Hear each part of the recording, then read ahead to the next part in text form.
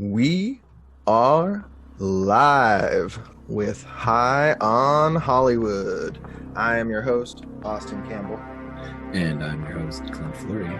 And today we are taking a trip. I'm still trying to figure out, should I look up, down, up, down? I'm going to look up when I'm introducing the podcast and giving announcements, but I'm going to look down when we're discussing, just to make it natural. I don't think that works on our screen because when you're on YouTube, you're beside me. That's true. That's true. And I don't even know which side of me is from week to week. So you're on the left side of me. This is the beauty of Zoom, people, and the uses of it. We're learning, just like you're learning right now, how to communicate this way and make videos. Did you close your window this week? No, you have. Yes, of course I did. Okay. The window was closed the whole time. I just don't want any more ghosts on our. Yeah, actually, recording. People, I might have a problem. And if anybody knows anybody in Thunder Bay who sells sage or something, like I need to burn something in here that'll get rid of some bad juju, because I think my Ouija board is moving in its box. I haven't pulled it out yet to actually check because I keep forgetting mainly, and I also just kind of don't want to think about it. Okay. Did you leave the thing on top of the Ouija board? Literally rule number 1. I know not to do that. I know that's bad. I'm not that dumb. It's okay. We're good. Okay. Just check it because I knew that one. Because that would have been an easy, like, okay, yes, obviously. Some kind of amateur here. I'm listening to the playbacks when I'm cutting together the pod. It's like there's always this growl, and this growl scares the crap out of me every single time. I'm just like, because I'm so intensely listening to everything that we're saying, and then all of a sudden there's this growl. Like, what the fuck? I'm still convinced that it might also be the restaurant below me, potentially, because they have this big like ventilator thing. I think it's literally the oh my god, the exhaust for the restaurant. It could be. And it does vibrate this entire building. So that's good. In case it is demons or ghosts, and anybody's listening out there, listen to the podcast and see if you can cut together something. If it makes an actual noise or something, or maybe you could just figure it out. If you hear voices, stop being scared of it. Yeah, please. People. Exactly. Like, I need some assistance here from a professional. I did ask Clint if he had a number for the Ghostbusters. Unfortunately, he told me they don't exist. I'm really disappointed because I always thought, you can always talk to Ant-Man. He could hook you up with the Ghostbusters. Yeah, because he's going to be in the new one. Yes. That's true. I don't know. I'm kind of psyched for that movie. What do you think? I think, well, okay. Here's the thing. I actually liked the idea of Ghostbusters Answer the Call or whatever, and end up being retitled. But I am even more excited for this one, Afterlife, because it feels more like an actual sequel to. It is an actual sequel to the first two. Yeah. And I recently watched a video that was in defense of Ghostbusters 2 as a sequel and as a film. And it kind of reignited my interest in that whole series again. So I'm intrigued to see how they're going to cap it off / maybe be able to make another sequel after this one. I don't know. Are they going to be able to turn it into a franchise again? What do you think? I don't think they should. I think they should just leave it alone. I think they just, you know what? Should have been the first place. This one, they should have left it alone in the first place. I was never on board with the reboot. Feige reboot. Yep. Not Feige. Fig, whatever his name is. Yeah, Paul Feig. Paul Feig, yeah. But not for the reasons that everyone thinks. But I was on board for it just because it's just, you know what? I'm not on board with the whole reboot cycle as it is. And since we're talking about reboots as I was like, this is all thematically, podcast, this is, relevant. My opinion on reboots is like, at this point, there isn't very many good reboots that captures what a reboot should be. Like, it's taking something that's old and introducing new elements to it that reinvigorates what that franchise represented in the first place. And I guess well, we got to get to the bottom of that today with Star Trek. Well, definitely. We're going to be getting to this. We're doing 2009, the Abrams Star Wars, Star Trek. Yes. Which I'm not totally entirely convinced on that, because like I heard some controversy about that, but this is his sizzle reel for Star Wars, and I don't know. I mean, I'm like, sure, but you can compare apples and oranges too, and you can say, hey, this is a bowl of fruit. I also think you could say that about, like, I understand where it comes from, because in any fandom, you have that sort of reactionary culture. You have that, no, this is the way it is, so it has to be this way. You know, this is the same thing Discovery is going through right now. Yeah. Anything it does to canon, anything it's touching, it's just immediately, it doesn't matter what it is, what decision it is. At this point, it's getting ragged on by a fair number of fans. Star Trek fans. Yeah, by fans. Well, and also, like, and like, okay, so, sorry, go ahead. No. I was just gonna say, I get frustrated. Partially because I'm, you know, I consider myself a Trekkie, but I am not, you know, an encyclopedic brain of Star Trek knowledge. You know what I mean? You're no Will Wheaton. I'm no Will Wheaton. I'm no my friend. I'm not my friends Miles and Julian. I'm not Tayana. I'm not you even. I'm not my father. You know, I have a lot of work to do, but I would never call myself a Trekkie. I'm not a Trekkie. I don't know enough about Star Trek. I don't. Like Star Wars. I've watched space operas to consider myself a part of that fandom. I never read a Star Trek book in my life, and maybe I would. I've always considered like picking one up. I mean, you literally, that Star Trek book you had was mine that I brought to the artery table. Oh yeah, I did, because I bought it from there. Wow. Oh my God, that's hilarious. And because that's why I keep saying, oh, I know that book. It's like, it's literally my book, dude. I was wondering. I was like, oh, he owns it probably. I totally forgot I bought it from the book sale, and it was yours. 100%. I never read it. I just like, I'm never going to read this, so here you go. Yeah. So I don't know. Like, I've always thought about it. I've read Star Wars books, so maybe I'm on that spectrum. Maybe I'm more of a Star Wars fan than a Star Trek fan. But I've always been the allure of Star Trek has always captivated me with Next Generation and the movies and the television show, the original series. It pulled me in. So all that extra stuff that not even Roddenberry didn't consider canon. Doesn't, like, I don't know where you track myself on a fandom level, right. And I mean, but see, and this is the thing, I mean, now we're getting into the whole idea of what caliber of fan are you, you know, what levels of access do you have to the community, you know, because I find in Trekdom, I mean, you have fans who are very willing to accommodate for your lack of knowledge in certain, you know, because this is a huge canon. This is huge. And you know what? I will defend Star Trek 2009. I've said this in a previous episode. I will defend this movie till I'm bloody tooth and nail. And for one of those reasons is because it manages to stay within canon without being in canon. Yeah, it manages to like it. It's clever. That's clever writing. It was totally. It says like, hey, everything happened, but now we're in an alternate universe, an alternate timeline. I mean, Generation did that. I mean, they still have their alternate timeline. That's actually true. You know, and that's still canon to a lot of fans. So, like, in a way, it should be. Sorry, what do you say about this movie? Like, what does it say about the receiving of this movie? Like, this movie is and I will also defend this movie because it is a solid movie. There are some parts that bug me, and you can just kind of throw those parts away. It's not a big deal. They're not big deals to totally critique. They just although I'm interested.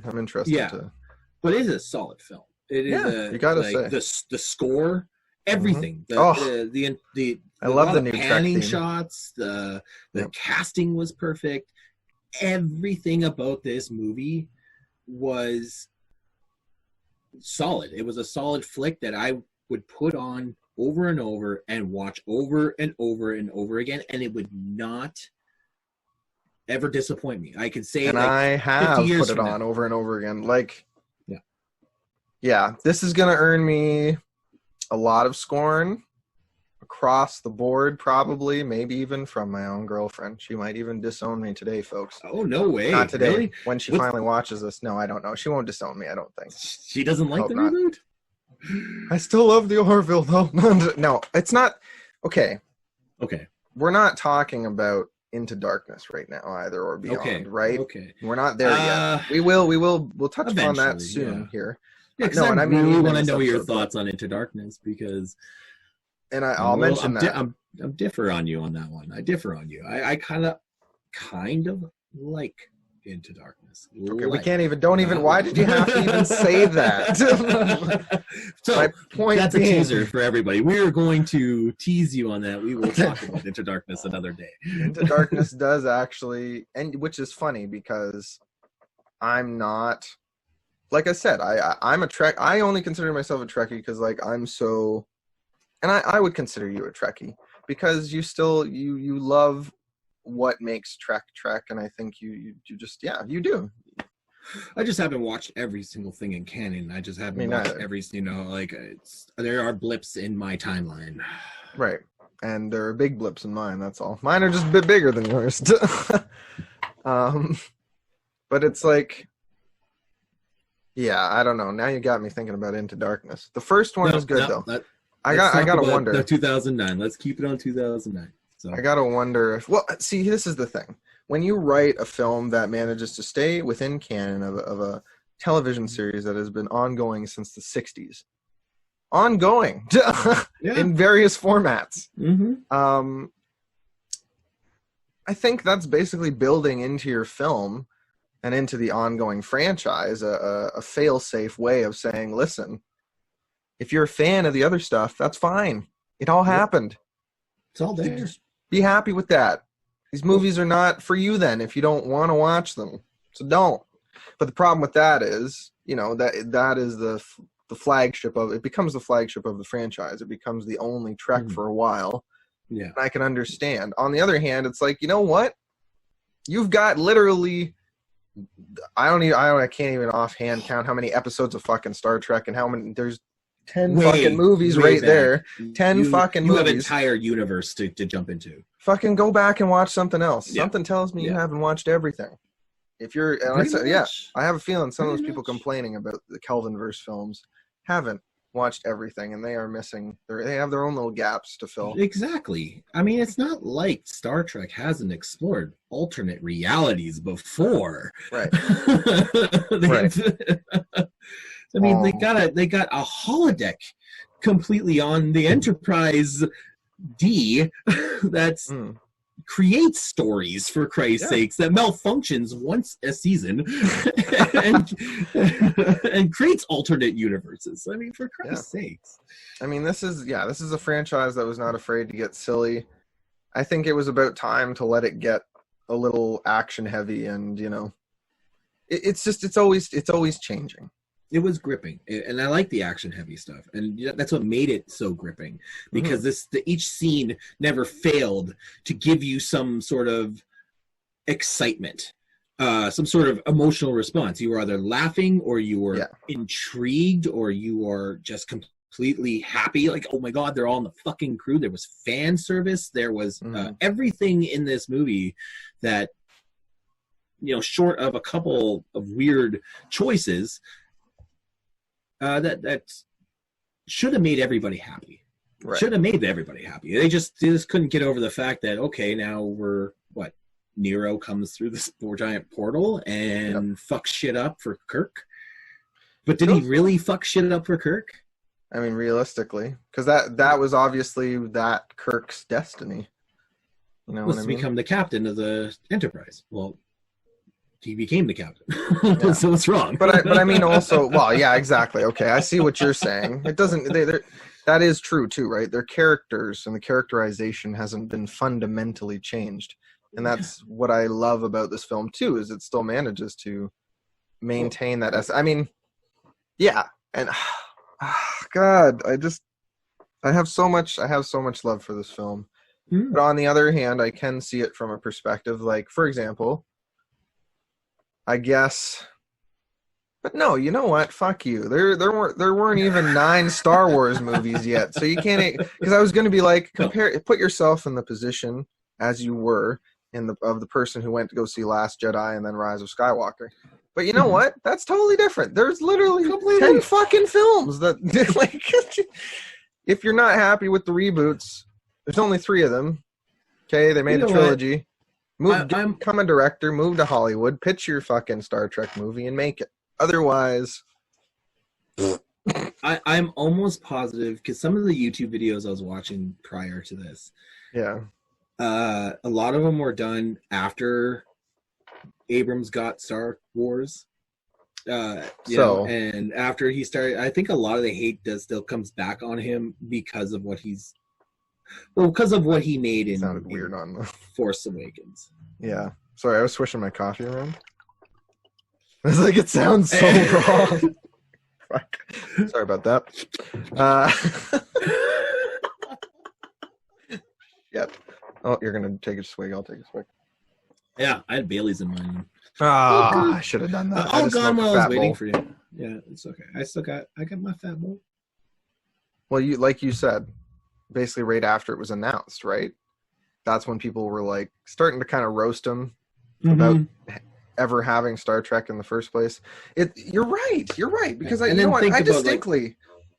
distinctly remember. Sorry, when Star Trek came out, because I wasn't into Trek. Like, I had fallen out of Trek at that point.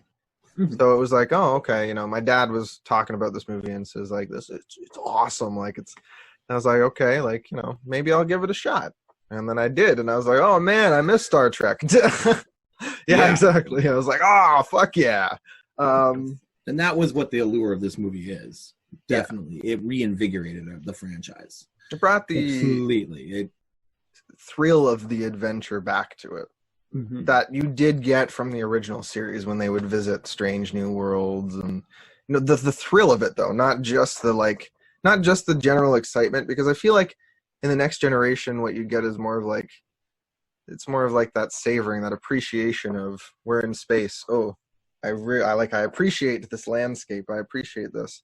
But in the original series, I don't know. I at least from the episodes that I've watched, you get more of like, almost like that swashbuckling sense of adventure still.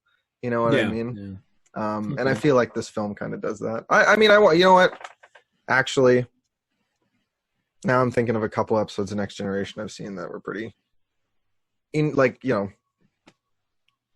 but I still wouldn't necessarily call them thrilling because the writing was weird, and they're just weird concepts. The Next Generation is just a weird fucking show. Let's be honest. Star Trek's weird, but the Next Generation's where they were able to take it. It's very 90s. So it's got some weird kind of things to it. It's just Ghost 6. It's very 90s writing, but it's a product of its time. It's trying to be wacky and zany at certain points. It's trying to blend that kind of like prime time, yeah, television slot, right? Like where exactly. So it has to keep the audience, which is usually 25 to 30. I think it was directed towards. Interested, right? And that's just kind of the kind of the writing that was going on at the time. I've actually enjoyed episodes of DS9 more than the Next Generation so far. I'm finding it's just different. It's just like that's what I find. Yeah.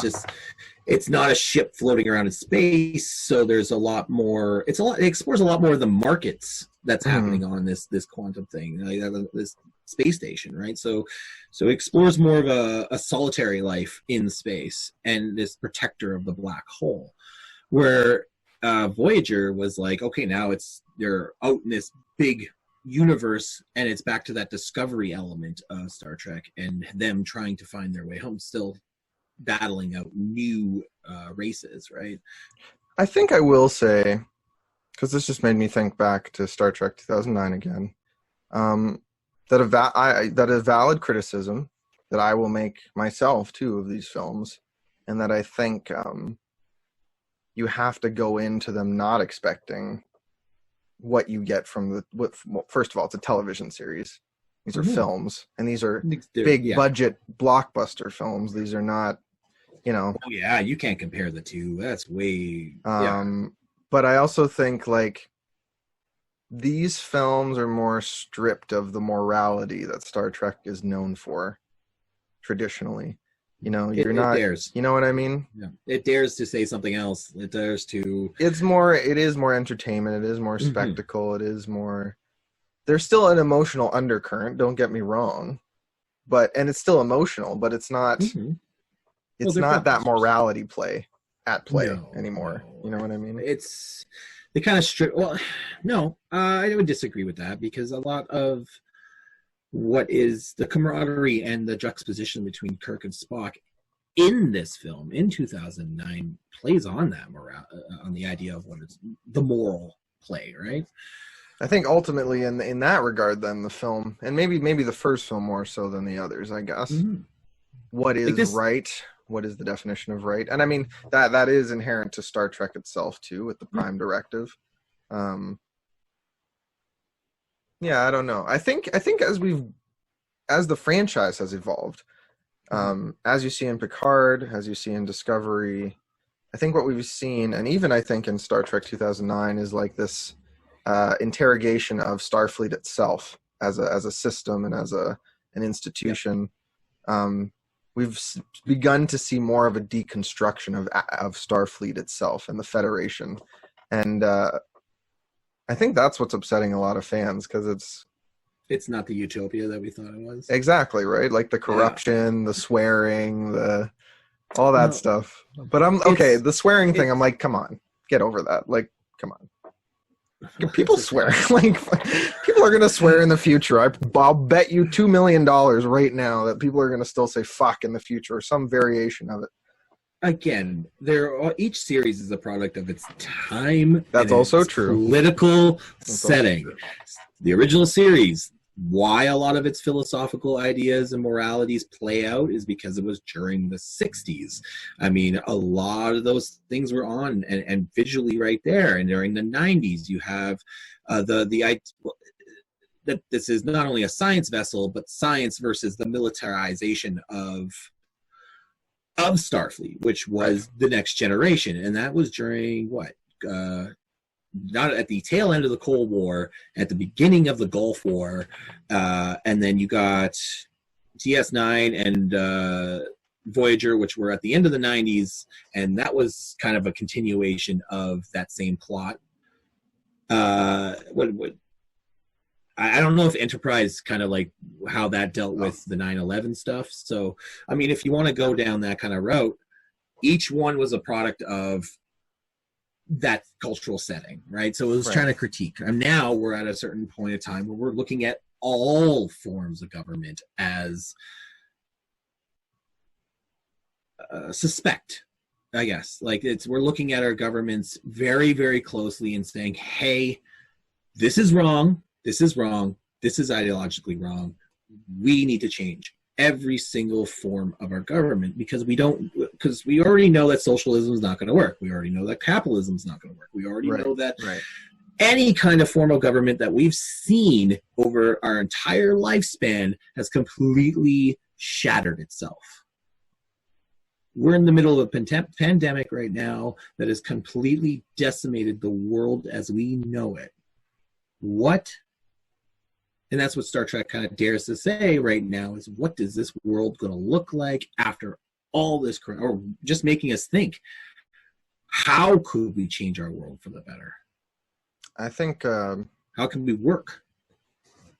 For some reason, I just had the parallel images of Kirk standing in front of the council on Vulcan, High Council, and then or the Science Council, and then did I say Kirk?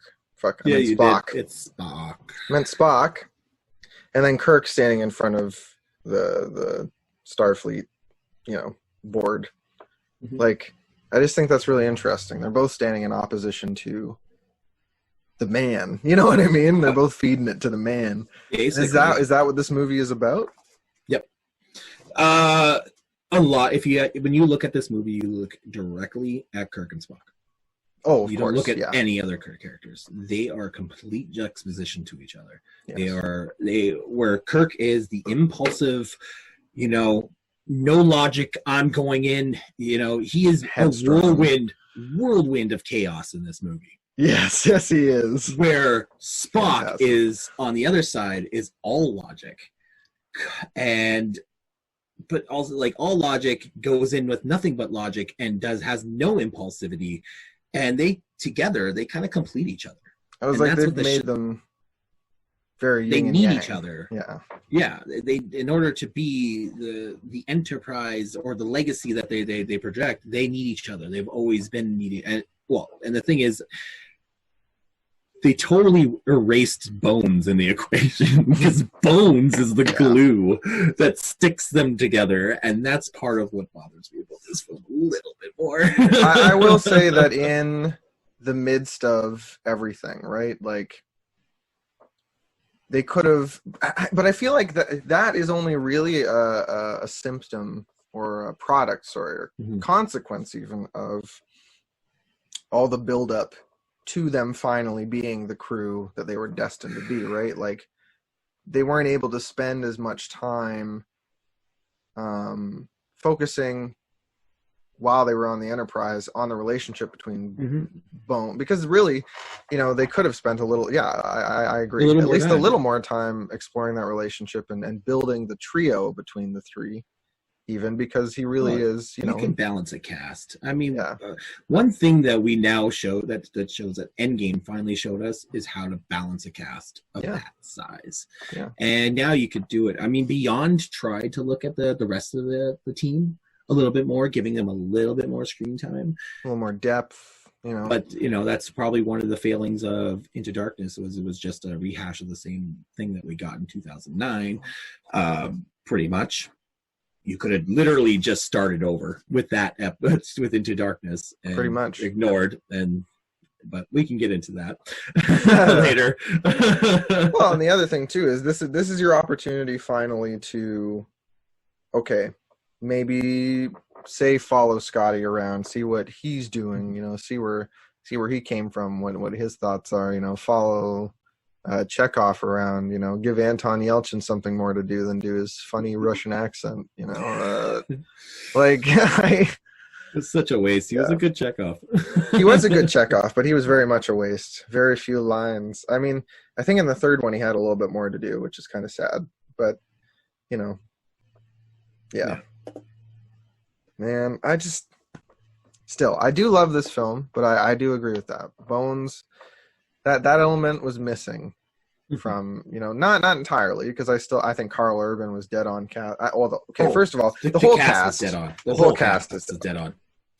Even Pike, even Bruce Greenwood is Pike. Like, that's awesome. I love that. Oh, it was great. Cool. I love Bruce Greenwood. Bruce Greenwood's fantastic. And the guy can do no wrong. Well, that's pretty much true. Right? He's just, and anything he's in, anytime he pops up, it's like, oh shit. Yeah. There's a stamp of approval right here. But I remember, because I never watched Heroes, which is where Zach Quinto was known from before this, and Chris Pine was totally a new face to me at this point in 2009. So I was like, so this is my first time seeing them both act, and I was like, yes. Perfect. Blown away. Great. Blown away. You're my new Kirk and Spock right here. All right. You're not the Kirk and Spock, but you're a new Kirk and Spock, and I can accept that. You know what? Quinto was so damn close. Like, he didn't really watch the show, but he followed Leonard Nimoy around and talked with him and got him down. Like, he's followed him for months, especially even like they developed this relationship on the cast. I was gonna say. his mannerisms, how his deliveries, like Zachary Quinto, I like him as an actor. Some people really, really don't think he's great. I thought every time I've watched Heroes, he's fantastic in that. Very, very scary. Have you seen his new show, Nosferatu? I haven't watched it yet, but I gotta watch it. It's on Shudder. It's good. It's I watched him in season 2 of American Horror Story, which I loved him in. He was fucking. He was in brilliant season 1. Oh yes, he was. He was. And that's just brilliant. It was just a brilliant actor. Yes. And the guy knows his craft, and he matched Spock perfectly. The cast was just like, I even love Sulu. Like, yes, John Cho. Just yes. I liked the fact that he, like, I think it was in Into Darkness where he took over the captain's chair. Yep. And that moment, that little shot was the best. I was iconic. It was iconic. It was just like, okay, Sulu's taking. He's like, yeah, I'm gonna fucking blow your ass out of the sky. Well, I'm like, oh yeah. What I like about this movie is probably all the things. You can already hear Miles and Julian. They're not even here. They're like, oh my god, okay, dude. Bring it up, Larry. Let's go, Miles and Julian. Let's go. No, it's just, actually, I think they liked Star Trek 2009. I'm not going to put words in their mouths, but I think they did agree that was at least, fun, an entertaining time. It was. They weren't totally hating on that one, but I think once you get to Into Darkness, I think we all start to have our beginning of differing opinions on a more polarizing level. A little more. But because what was really wrong with the movie? Like, I asked Chris this same question yesterday. It's like, what is wrong with the movie? And she couldn't give me an answer. Interesting. Like, besides the Bones part. Like, she loved Urban as Bones. I mean, he was perfect. McCoy was spot on. So I propose that to you. What was wrong with this movie? Too many lens flares. That's the first that's actually one my only. Go. That's actually my only other legitimate criticism. Everybody hates that. and you know what? The only reason is because it was pointed out to me, and then I just couldn't stop seeing it. It's like the mole on Christian Bale's neck. Okay. Every time I see The Dark Knight now, I just like, mole. Okay. And then it's fine, but I just have that moment of acknowledgement. Same with Star Trek. Lens flare. You know what? I'll agree with that. It doesn't take. I can agree with that.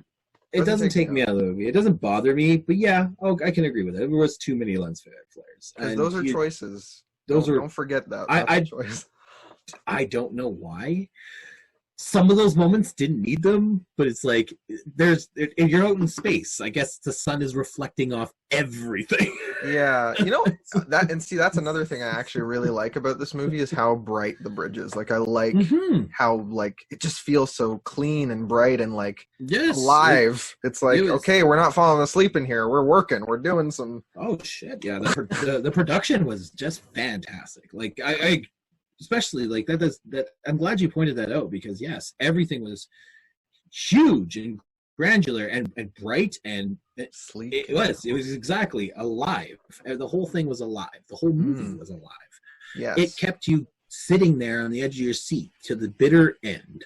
Exactly. Like, okay, like let's even go with the part where Nero, if you take Nero out, you can't take Nero out. The only reason why Nero's there he kind of creates this whole alternate universe. is to create the alternate universe. But after that, I mean, Nero as a character is, after he creates this alternate universe, I mean, what do you do? Why are you just sitting around for 25 years? His motivations are really weird. If he were to die between that point,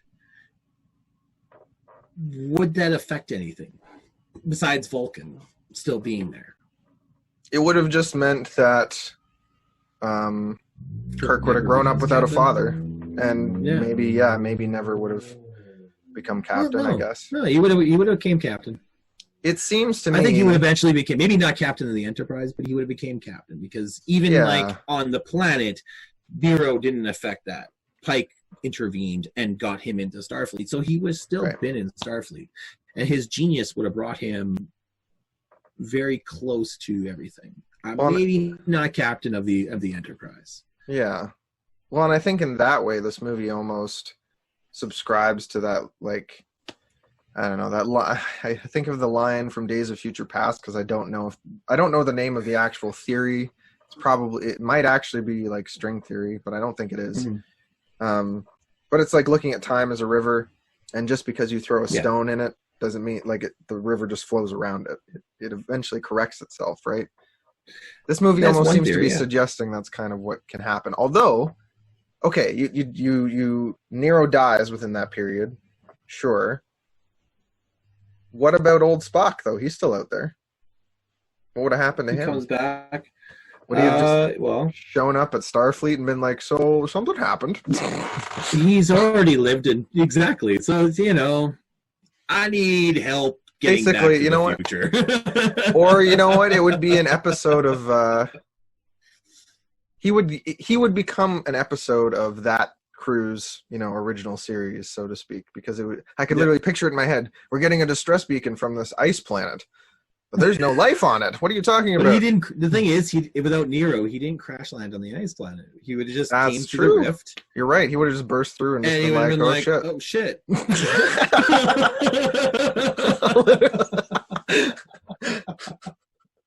That's so true. Yeah, that's fair. And because obviously, you would go to Vulcan, and then you would be like, "Okay, I need help."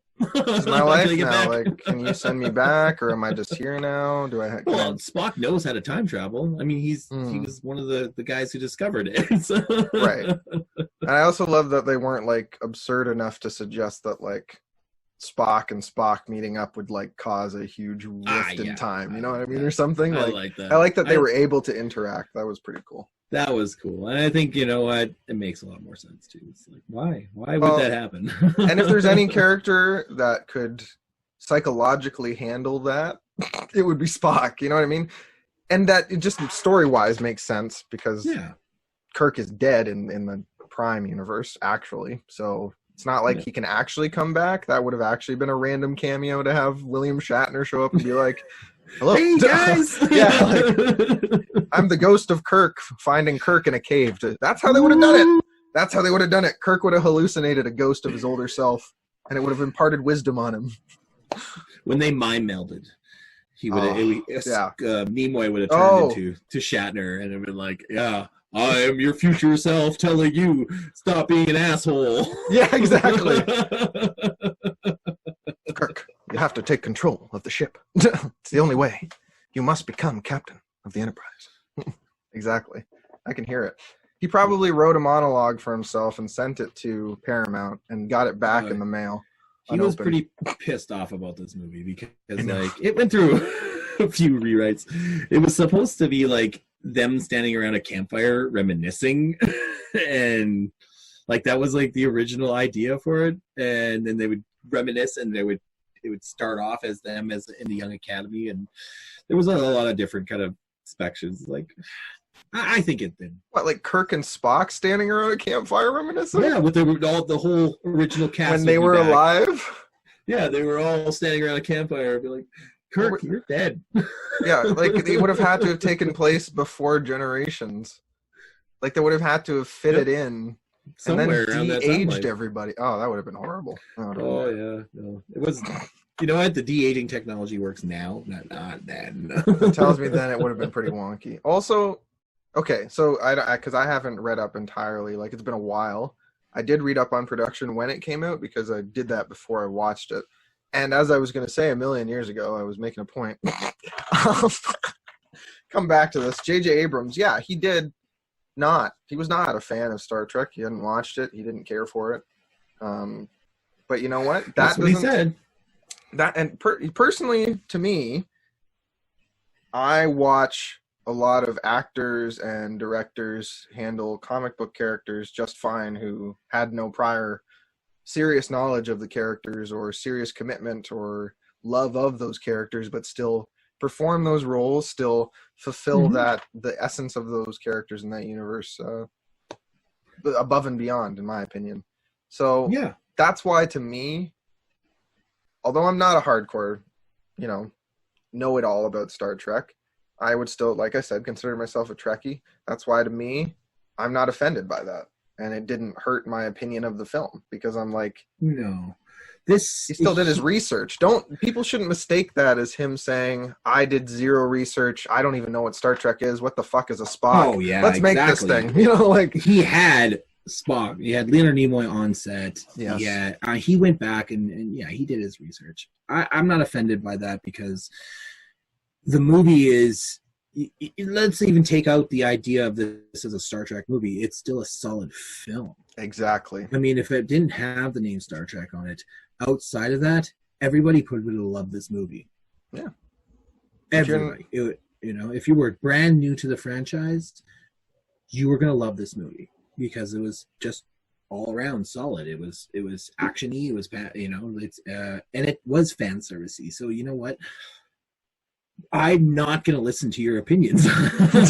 You just sound very whiny when you tell me that. It's like, oh no, it's, wasn't fan servicey enough, or they're just fucking around with the fandom. It's like, you know what? This movie actually is a solid movie that can be put into place within the fandom, that has its own little patch with its own little pocket universe, and I can allow that. One other criticism Tayana and I have, and that I'm sure my father would have too, is that there's just not enough Enterprise references. Just one reference to Archer and his prized beagle. That's it. Come on. Come on, guys. It's prized beagle. Yeah. All right. Okay. No. I'm not. It's not a legitimate criticism. Well, it's not a legitimate criticism from me. I would have loved more Enterprise references, of course, but I wasn't expecting that in this film at all. Especially because it was a film that was trying to call back more to the original series anyway, and was also trying to be a reboot. It wasn't going to associate itself with the most recent series at the time, Most recent series that kind of failed itself. Fizzled out, unfortunately. They were trying to get away from all that, right? Yeah. So this was meant to be Trek for a new generation. This was the next gen of the next gen. The next gen. It's the Gen Z. Gen Z Trek. It's Gen Z of Star Trek. Yep. Yeah. Or is, I guess, maybe the millennial of Star Trek. Yeah, maybe. Well, the other thing though, I think millennial Star Trek is probably Discovery at this point. Yeah. Because that actually encompasses kind of more of the diversity and like getting back to that and making moves in that kind of way, having openly gay characters, having a lead black actress as your main character, I don't know why people have a problem with Discovery, because Discovery is fantastic. I mean, I love the diversity. That's what Star Trek always represented, was the diversity of people working together as humanity to overcome adversities from other planets. I think people have more of an issue. Well, no, okay, I'm not going to speak for all people because I know there are people out there who are racist. I know there are people out there who have their opinions for various reasons. However, there is a contingent of fans who also just don't enjoy the storytelling of Discovery. And to be honest, like, I don't know. I've watched a lot of to be different. I've watched a lot of criticisms. I like one thing that people hate, which is the Klingons, and that's gonna get me burned by a lot of Trekkies out there. What's wrong with the Klingons? The Klingons. People hate the redesign. People hate the redesign. They've redesigned them so many different times. That's my thing too. I'm like, okay, listen. But I think the problem is it's supposed to be canon, and that's why people are like, and this is always what it comes down to. It's like, this is canon now, so you fucked up, bud. Like, great, now I have to live with this. I think people just like to be bitter just to be bitter. I don't like this. It's not what I'm used to. And it's like, I hate that. It's like, innovate. There's nothing wrong with innovating. Dare to try something to be different. Yeah. I think Star Trek. Star Trek has always been at its best when it has dared to be different. Yeah. I think it's been so long. I have watched Red Letter Media's reviews of this, Into Darkness and Beyond, and I've watched, I believe I've watched the review of the motion picture, but I can't take as cynical an approach to this film. I really can't. no matter how hard I even try. I mean, and maybe that's because I'm not the encyclopedic hive mind brain of Star Trek knowledge. You know what? Do you know what also bothered me about this movie? What? That's just because you say you can't be cynical about this movie. The other thing that's when Spock Not was totally beating the cynical. shit out of Kirk on the bridge. Yeah. What bothered me that nobody tried to stop him. Maybe they were scared. He's a Vulcan. They were all just come on. Everybody on that bridge, just that was a beating he took. I mean, could also be that they were like, these guys got to work it out. I feel like somebody would have eventually stepped in, but you're right. They kind of let it go on pretty, a while. It seems that's some of those scenes in this movie just kind of dragged on like that. There's just a lot of standing around watching people do stuff. No. In that scene, I got the sense that it was because Kirk was still taunting him, and they were like, you're getting what you deserve right now. Like, I got the sense that everyone else in the room was judging him, and then right up until the point that Spock feeds him the last blow, that's when they realize, okay, whoa, this isn't going to end. Like, he's going to keep going. If okay, yeah, that's how I interpret it. You want to rationalize that. Everyone looked, yes, I'll give you. Everyone looked petrified, but because it was shocking too. Yeah, and the shock and awe. But I think it was after a few punches, you would think that people would grab and be like, "Whoa, this is not how we do things on the Enterprise." Yeah, that's true. That's true. And just because you're Spock doesn't mean that's really what it was. The writers. I mean, they already know. Like everybody knows Article Section 8. Yeah, exactly. They're like, okay, dude, you were emotionally compromised like 5 minutes before you punched him. Like you did. It's true, really. Yeah. But Kirk had to make it enough to get him thrown off the bridge too. That was the other point. So he had to get violent, or else it was just going to be a slap on the wrist for Spock. See, I just have these little nitpick scenes. Oh yeah, I'll give you this. This movie did a better job at showing the Enterprise at the beginning of the movie than it did the original motion picture. I literally looked at my son and I was like, yeah, that's how they fucking do it. You just go around the damn thing, have a couple choice shots, and enter into the back. Done. That's it. Efficient. Exactly. You ate up 10 minutes of screen time in that last movie, dude. That was a movie where, the love for Trek was real. And in the sense that, it was like, oh God, just look at this shot. Just the director and the editor, the cinematographer were just like, oh God, no, you can't cut. Don't cut yet. Just hold it. You gotta hold it. And then we gotta go all the way. We gotta show the front. NCC, it's gotta be there, Enterprise, and then we gotta go all the way around again. If I don't get a long shot of that shuttle approaching the goddamn ship, then I don't want this movie at all. Kirk and Scotty got to take their dear sweet time to port that thing. I want to watch it literally attach. Yep.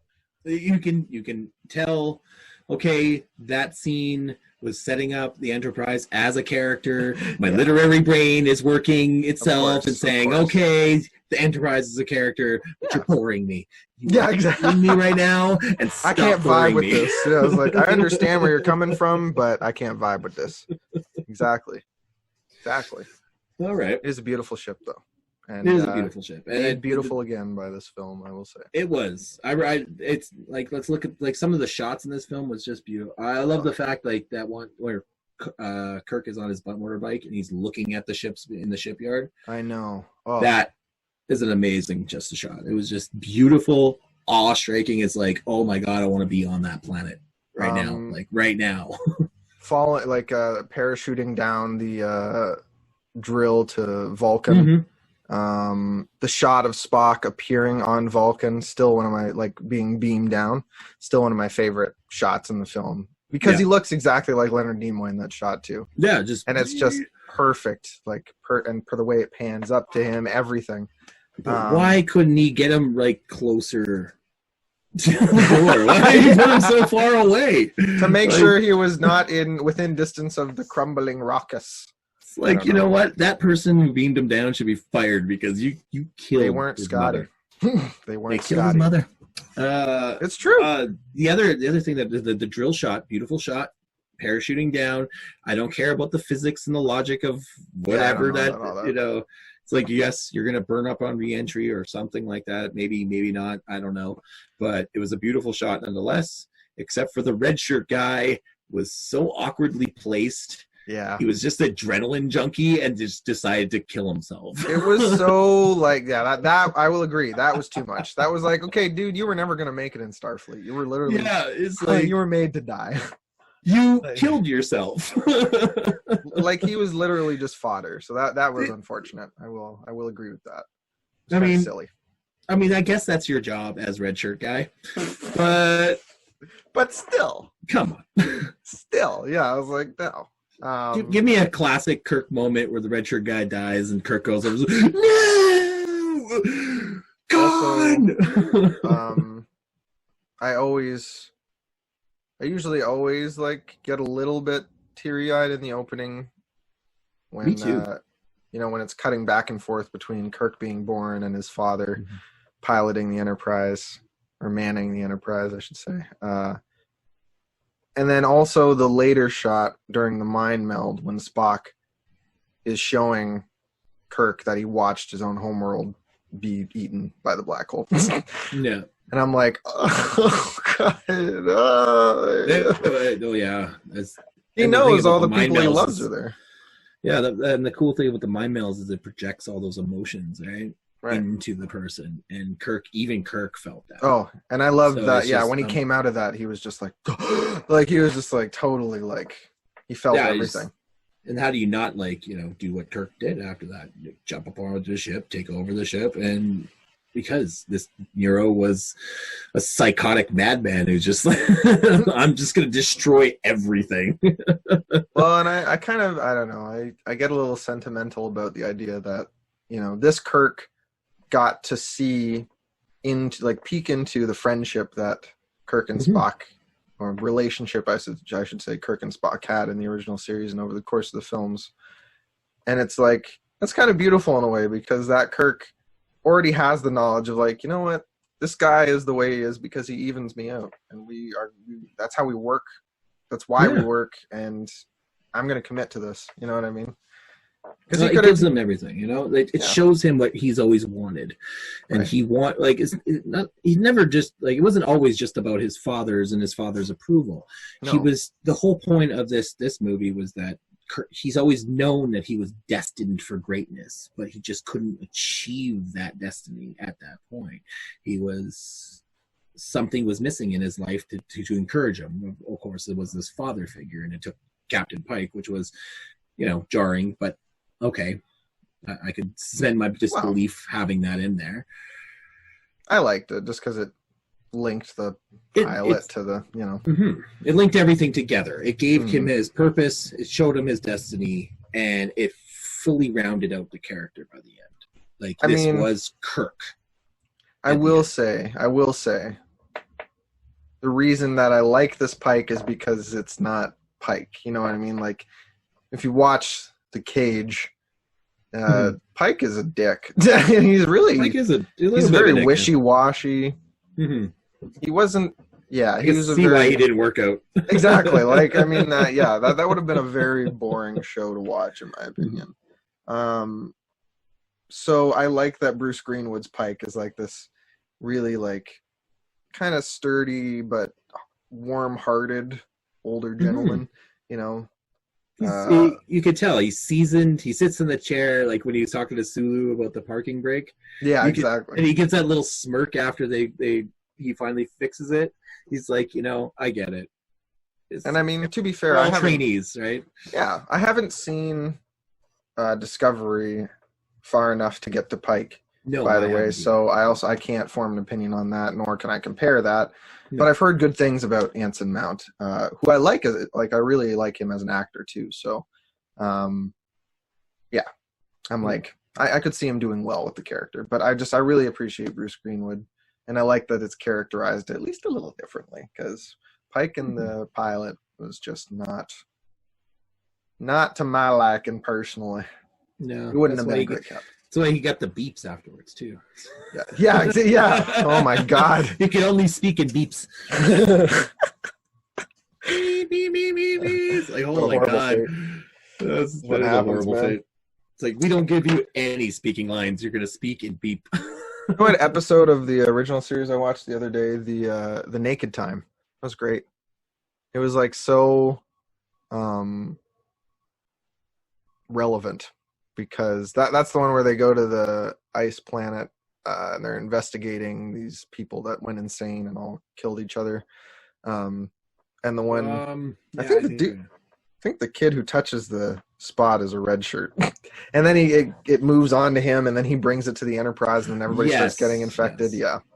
Yeah. So it was just literally relevant to everything going on right now. It was like, as soon as he starts touching people, everybody starts going insane. It's like, trying to kill each other. Sulu's standing in the middle of a hall with a fucking rapier, just like challenging people to a sword fight. Yes, they're all drunk. That's right. Yeah. It turns them and makes them all like, all drunk and insane. And the Next Gen did that too, eh? Oh, I know. They came across it's like episode 2 right after the. Except in that one, they were all horny. Yeah, because they're all drunk. Because that's what drunk does. It makes us all horny. It doesn't make us just all violent. It was like, at least they showed a wide range in the original series. In the Next Gen, it was like, in that episode, literally, it was like a softcore porn for for an hour of everybody just fucks. Yeah, exactly. You loved Tasha Yar, and you think she's goddamn sexy. You love Brent Spiner as Data because he's just awesome. Yeah. Oh God, I'm editing that out. I'll leave that in. I'm just kidding. It happens. It happens. Your turn. Yeah. Yeah, Data. I love Data. Data's my favorite. No, Data. I think Data and Tasha being together is probably one of my favorite moments of the Next Gen. Says that was quite funny. Episodes. that was really funny. That whole episode was just really interesting. Yeah. Also, anytime Q fucking pops up, I'm just like, fuck, Jesus Christ. There's a villain that would have been cool to see reinterpreted, but no. I know he's too annoying. I know. But they could have made him less annoying. They could have made him more formidable, even more evil. He's an entity. He's a god, pretty much. Like, they can't really beat him. I know, but like, he's literally Loki. Yeah. He's Thanos. He's even worse than Loki. He doesn't even need a gauntlet though. He is the stones. He is. But like, that's all he is. He's a trickster character. He's Loki. So in that way, he is Loki. He just jumps in to fuck shit up. He's Mr. Mixaplix. I literally get like, whenever an episode with him pops up now, I get so pissed because I've had my first encounters with him, but now it's getting into the reoccurrences, and it's like, holy fuck, oh Jesus Christ, here we go again. It's like Picard's even sitting there like, I'm like, oh no, not it's gonna be a long episode. Yeah, like, I'm busy here talking with the Klingons. Like, can you fuck off for a minute? Like, God. And Q appears behind him in a dress and is like, I thought we were going for a picnic, Picard. Like, literally. It's like, what the fuck is this now? Oh my God. Trying to fucking maintain some sort of space diplomacy, and I got this fucking thing on me. Also, why are we now on the opposite end of space? What is that? What is it? What is that cube? What is this thing in my ship? What the fuck? What are the Borg? Oh my God! Fuck you, Q! Fuck you! Like, I get what he was doing. He had a point. The Federation needed to learn there were way more formidable enemies out there. But, like, there are better ways. They had time. They had time. The Borg were working their way there. They could have... Yeah, he sped them up. Yeah, just a little bit. It's like, you know what? Fuck you, Picard. I'm going to take you down a notch. And realistically... And he fucked up just by introducing the Borg. Really that's fucked up Picard's life. That's probably actually one of Q's... worst things that he's ever done. Yeah, and actual successes, because, I mean, he was kind of technically successful. I mean, they did get Picard. They assimilated him. Locutus was born. Fuck. And that haunts him for the rest of his rest of his life, yeah. I will get to the end. Yeah, no, I'm not, yeah. But you're still not done? Fuck. I can only watch Crave on Chromecast, and my son jacked my Chromecast. course. Fucking quarantine is killing me. Okay, it's killing me. No doubt. No doubt. I'm losing everything. I'm losing my computer. I'm losing my books. I'm losing, like, the only thing I have left is my pot and my Bailey's coffee. And that, you know what? I'll be okay with that. No one can take that away from you. No. Okay. Final thoughts? Final thoughts. I don't care if you don't like Star Trek 2009, because I do, so we'll have to, as Tiana hates to say, agree to disagree. Well, we have to agree to disagree at certain points. That's just the way it is. It's part of life. And in this case, I find myself facing a horde of fans. Or I'll say a contingency again, because, I mean, a horde just makes it sound way too aggressive. Not that they aren't, but just, you know, they're not all aggressive. That are very vocally against this film as part of Star Trek and as representative of anything related to Star Trek, because they feel it is not. I differ, in my opinion. That's all. That's really my final thought, because otherwise I think I've said all I can say about this film in terms of, well, we've obviously heaped praise on it, so. Yeah, there's a heap of praise on it. There's besides a few little bits and pieces of it that just kind of bug me. Lens flares, yeah, now that I notice them, but few little kind of scenes that I can bitch about, but it was a solid film. It was an action blockbuster. Get over it. Get over it. I mean, it's just not your Star Trek. Don't watch it. I'm good. The Trek is good. Because, I mean, I just thought of a good example of Star Wars Now, just to finish it off. It's like, if you don't like the new films, you could still watch the Clone Wars and play the games, read the comics, read the books.